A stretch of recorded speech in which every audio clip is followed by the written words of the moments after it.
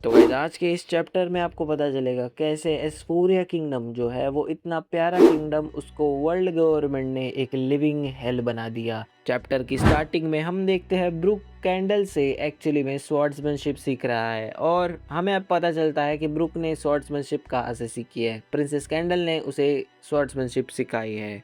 और इसके बाद हम प्रेजेंट के सीन में आते हैं जहाँ पे ब्रुक एक्चुअली में गानको को ये सब बता रहा होता है, पर ब्रुक एक्चुअली में और एक चीज़ बताता है गानको को कि एक बार एस्फोरिया किंगडम में वर्ल्ड गवर्नमेंट की शिप आई थी और उसमें सेलेस्टियल ड्रैगन्स भी थे। इसके बाद ब्रुक गानको को बताता है कि जैसे ही वो वर्ल्ड गवर्नमेंट की शिप आई थी उसके थोड़े दिन बाद हमारी प्रिंसेस कैंडल बीमार हो गई थी और प्रिंसेस कैंडल जैसे ही बीमार हुई किंगडम में डार्कनेस से छा गई थी।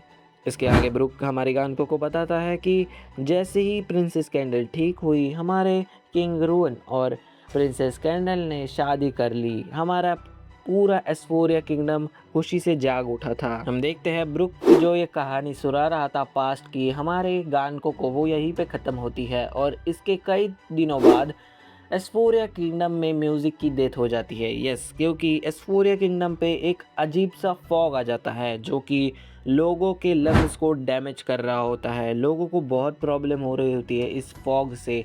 लोगों की जानें जा रही होती है एस्फोरिया किंगडम में और इसी के कारण हमारी प्रिंसेस कैंडल भी नहीं जी पाती। यस, इस फॉग में हमारी प्रिंसेस कैंडल मर जाती है और इसीलिए हमारे म्यूज़िक की डेथ हो जाती है एस्फोरिया किंगडम में।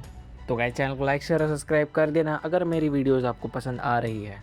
और फॉग की वजह से सिर्फ यही नहीं हुआ, फॉग की वजह से पूरे हमारे एस्फोरिया किंगडम की इकोनॉमी भी गिर गई थी जिसके कारण हमारे हमारे प्रिंस रुवन के पास पैसे नहीं बचे से ज़्यादा और यही रीज़न था कि वो हेवनली ट्रिब्यूट नहीं दे पाए वर्ल्ड गवर्नमेंट को। हेवनली ट्रिब्यूट मतलब हर हर एक कंट्री एक्चुअली में वर्ल्ड गवर्नमेंट को एक सर्टेन अमाउंट ऑफ मनी देती है हर साल और हेवनली ट्रिब्यूट ना देने के कारण वर्ल्ड गवर्नमेंट ने डिमांड करी थी किंग रुवन से 100 स्लेव्स की और किंग रुवन ऑफ कोर्स ये एक्सेप्ट नहीं करेगा। उसके किंगडम के रैंडम लोगों को वो उठा के ले जाएंगे और वर्ल्ड गवर्नमेंट के स्लेव बना देंगे। ऐसा किंग रुवन कभी होने ही नहीं देगा और इसीलिए उसने वॉर डिक्लेयर कर दी अगेंस्ट वर्ल्ड गवर्नमेंट।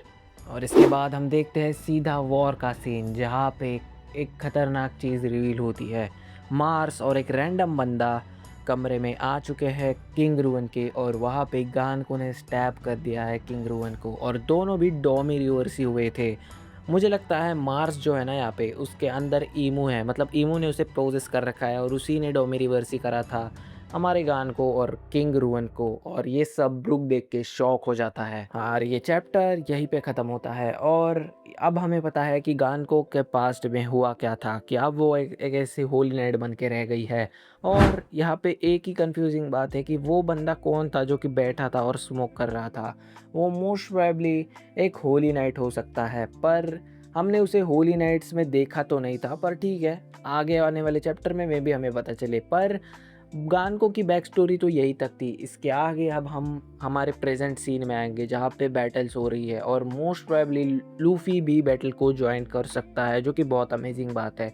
और मेरे चैनल को लाइक शेयर और सब्सक्राइब कर लेना क्योंकि नेक्स्ट चैप्टर आएगा तो मैं उसके चैप्टर ही कवर करूँगा, क्योंकि स्पॉयलर्स पे मुझे स्ट्राइक पड़ गई थी इसलिए मैं कुछ दिनों के लिए स्पॉयलर्स कवर नहीं करने वाला हूँ। और हाँ, एक सैड न्यूज़ भी है कि अगले वीक ब्रेक है। हाँ, अगले वीक ब्रेक है, पर मैं इंटरेस्टिंग वीडियोज़ लाता रहूँगा। जैसे मैंने हमारे पावर अप स्ट्रॉ हैट के पावर अप का वीडियो लाया था और हमारे फाइनल वॉर का एक वीडियो लाया था, वैसे ही और भी अमेजिंग वीडियोज़ मैं लाऊँगा। और चैनल को लाइक शेयर और सब्सक्राइब कर देना। Thank you for watching.